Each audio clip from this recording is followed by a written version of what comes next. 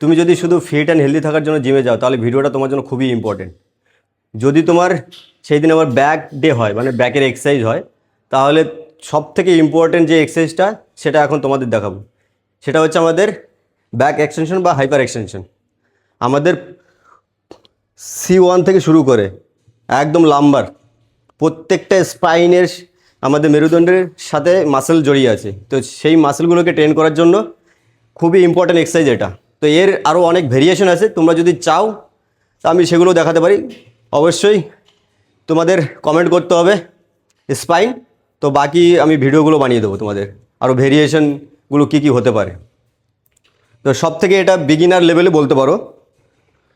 তো এখানে আমার তো নর্মাল বডি ওয়েটে আমার ততটা ওয়ার্ক করে না, তো আমি এখানে 35 কিলো ডাম্বেল নিয়েছি। তো এটা 35 কিলো ডাম্বেল দিয়ে পারফর্ম করব।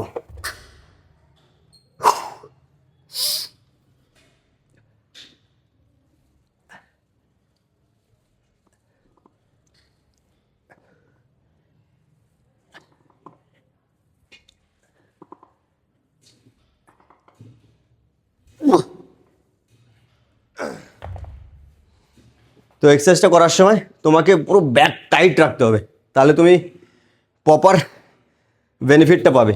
ওকে, চলো, এরকম আরও টিপস পেতে আমাকে ফলো করতে ভুলবে না। থ্যাংক ইউ, দেখা হচ্ছে নেক্সট ভিডিওতে।